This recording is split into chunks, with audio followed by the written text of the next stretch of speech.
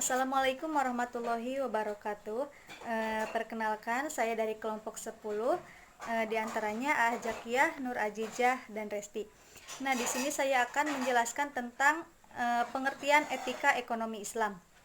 Eh, Etika adalah kaidah atau seperangkat prinsip yang mengatur hidup manusia yang merupakan bagian dari filsafat, yang membahas secara rasional dan kritis tentang norma dan moralitas. Dengan demikian, etika berbeda dengan moral. Etika adalah refleksi kritis dan penjelasan bagaimana rasional mengapa sesuatu itu baik dan buruk.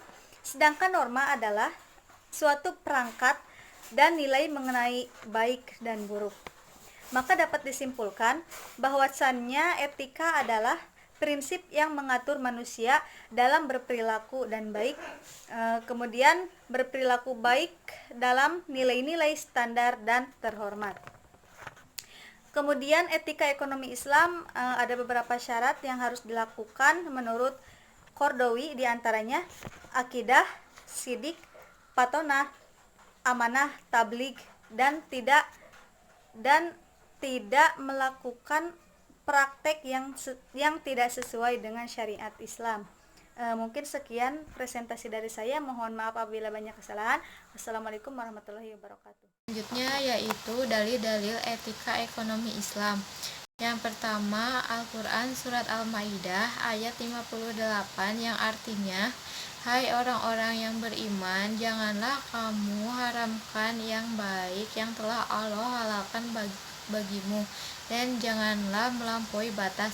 Sesungguhnya Allah tidak menyukai orang-orang yang melampaui batas. Dalam ayat ini terdapat istilah bahwa Allah tidak menyukai orang-orang yang melampaui batas. Bisa kita kaitkan bahwa dalam etika ekonomi bisnis pun tidak harus berlebihan dalam memenuhi kebutuhan. Misalkan yang kedua yaitu surat Al-Madathir ayat 38 yang artinya tiap-tiap diri bertanggung jawab atas apa yang telah diperbuatnya.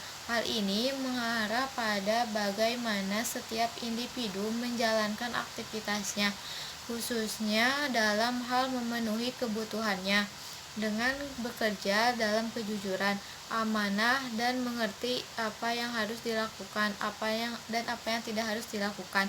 Yang ketiga yaitu surat Al-Furqan ayat kedua yang artinya, sesungguhnya kami telah menciptakan segala sesuatu berdasarkan ukurannya.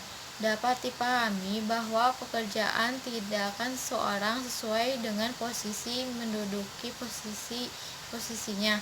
Yang keempat yaitu surat An-Nisa ayat 85 yang artinya, barang siapa memberikan hasil yang baik, niscaya ia akan memperoleh bagian pahala, dan barang siapa menimbulkan akibat yang buruk, niscaya ia akan memikul konsekuensinya. Hal ini ditunjukkan bahwasannya strategi perusahaan yang bermaslahat dan bagaimana perusahaan bergerak. Terima kasih. Baik, Assalamualaikum warahmatullahi wabarakatuh. Perkenalkan, nama saya Nur Ajijah. Nah, di sini saya akan melanjutkan materi yang selanjutnya, yaitu aplikasi etika ekonomi Islam dalam bidang lembaga keuangan syariah.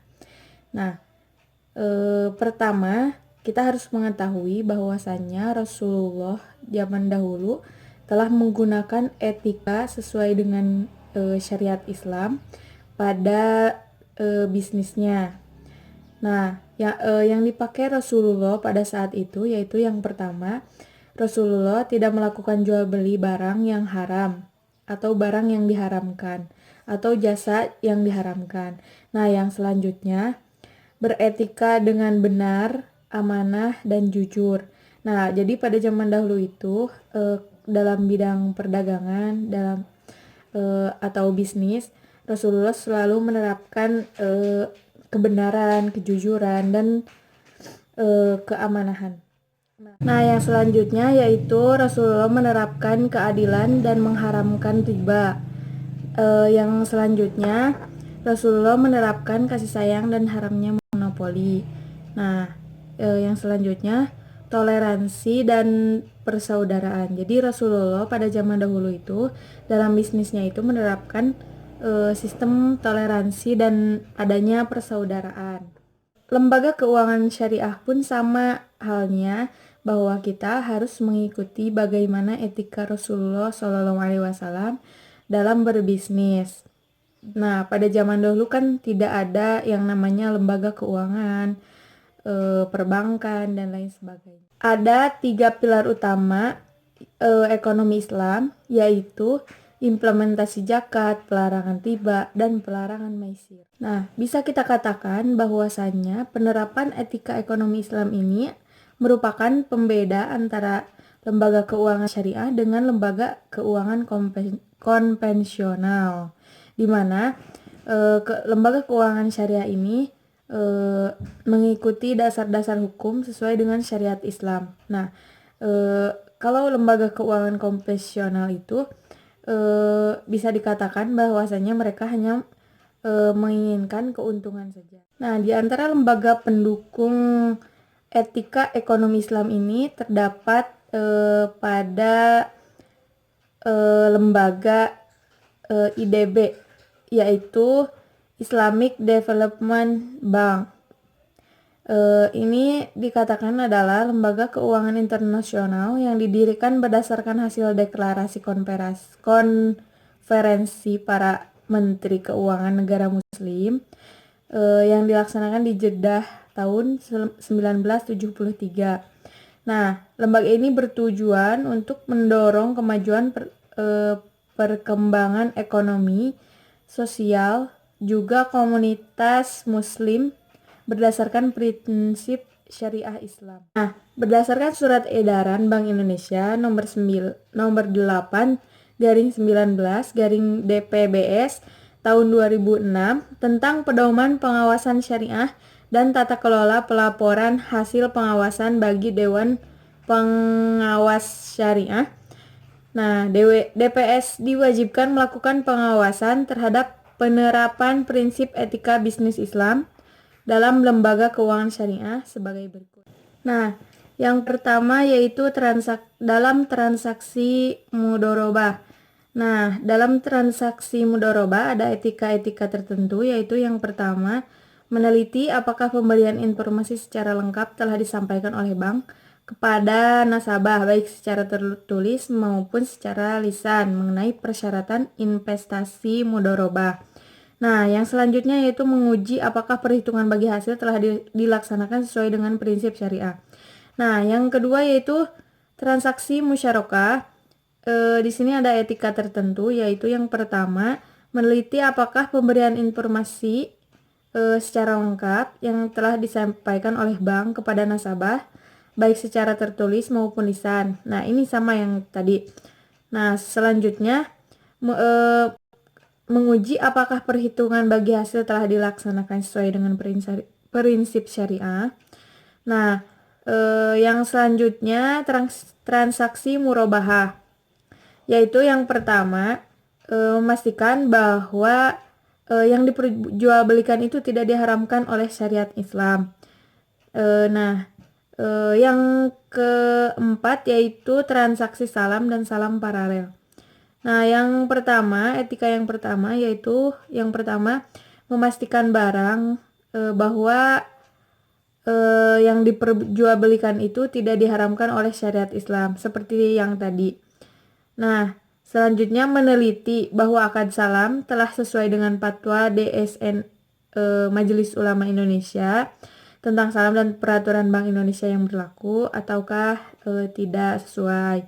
Nah, yang selanjutnya yaitu transaksi istisna dan istisna paralel. Nah, etika yang pertama yaitu memastikan bahwa akad istisna dan akad istisna paralel itu dibuat dalam akad yang terpisah. Nah, selanjutnya meneliti apakah bank membiayai pembuatan barang yang diperlukan nasabah sesuai dengan pesanan dan kriteria yang telah disepakati atau tidak. Nah, yang selanjutnya yaitu transaksi ijaroh dan IMBT. Nah, yang pertama kita memastikan penyaluran dana berdasarkan prinsip ijaroh tidak dipergunakan untuk kegiatan yang bertentangan dengan prinsip syariah. Nah, yang selanjutnya yaitu dalam transaksi pinjaman kod.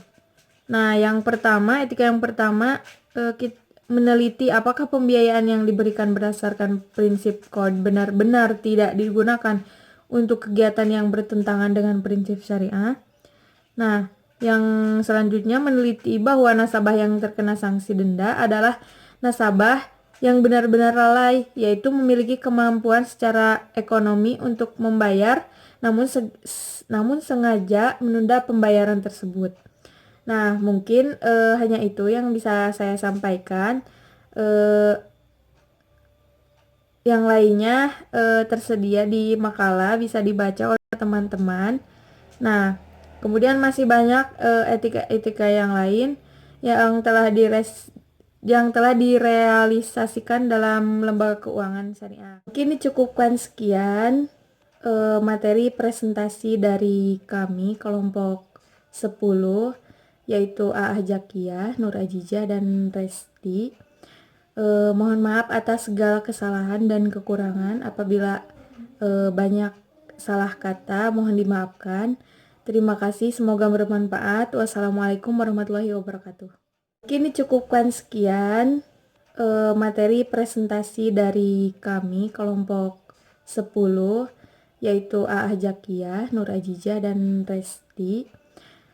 Mohon maaf atas segala kesalahan dan kekurangan. Apabila banyak salah kata, mohon dimaafkan.